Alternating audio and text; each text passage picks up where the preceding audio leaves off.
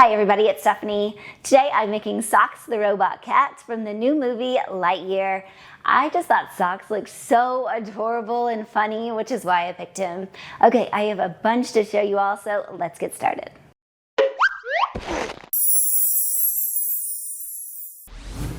Alright, I already baked my cakes and I'm not sure exactly what I'm going to need, so I baked a 10-inch square and these are 4 8-inch cakes. I don't think I'll use all of them, but it's good to have some extra just in case. I'm cutting the 10-inch square in half, and I'm going to use these 2 rectangles for the body. It's hard to see, but I'm getting some buttercream onto the board so it's sticky, and then I place one of my rectangle cakes onto the cake stand. And then I'm adding a thick layer of buttercream, and then I place the next rectangle on top. Right now the body is much bigger than what I want, so I'm going to go ahead and thin it out just a bit. And then I'm stacking up 4 layers of cake with buttercream in between each layer for Socks' head. Okay, let's carve it. When you're carving a cake, it helps tremendously if you have a template. I know I always say that, but it just really helps. So try to find something online that you can use as a template. Another baker on Instagram was saying how using just a regular sharp knife made a great cut through cold cake. And I have never heard of that before. I always thought that you had to use a serrated knife to cut through the cake. So I wanted to give it a try, and yes, she is right. Cutting through a cold cake with this type of knife makes a super smooth cut. Before I move on to the rest of the cake, I want to fill out the belly and legs with Rice Krispie treats. That way I can better visualize how this is going to look. And as always, stick those Rice Krispie treats onto the structure with melted marshmallows. Okay, the belly and legs are filled out, and now I can go back and refine the shape of the cake.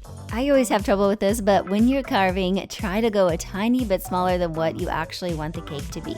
I still have some extra cake that I'm using for his back legs, so I've carved the cake into a teardrop shape. I attached it with buttercream, and then I did a little bit more carving to improve upon the shape of that back leg. Okay, I have a basic shape of the cake, and now the next thing I need to do is cover it completely in chocolate ganache. Just get it completely covered. It's kind of a messy step, but once it sets up, it creates a hard shell around the cake, and that is why I really love covering cakes in ganache. Okay, the cake is completely covered in ganache, so I'm smoothing it out with a hot offset spatula and a plastic smoother. Let's move on to the modeling chocolate. A spritz of water will help the modeling chocolate stick to the ganache. And once I've sprayed it, I'm covering it in sheets of modeling chocolate, starting with the head, and then I'm trimming off the excess with scissors.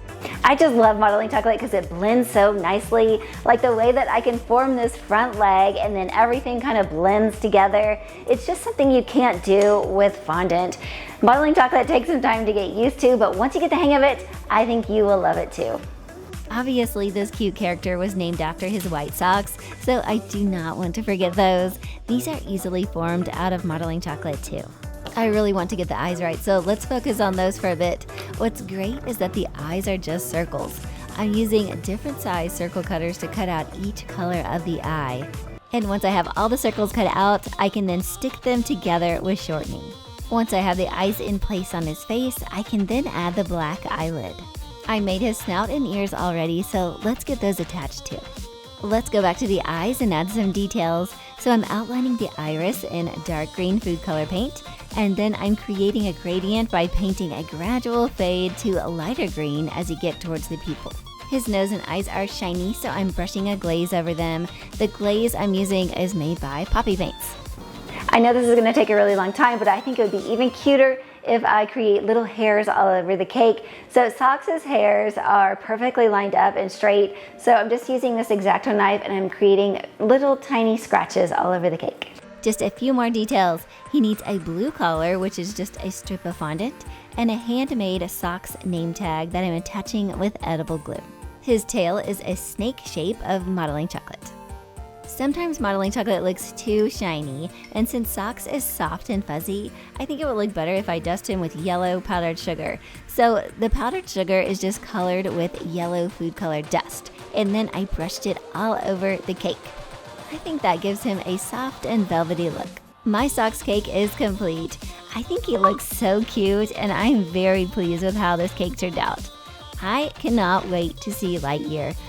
Let me know in the comments if you are planning to see it, or if you already saw it, tell me what you thought of it. I also made another cake that's similar to this one where I used less structure materials. So if you need more inspiration, then go check that video out as well.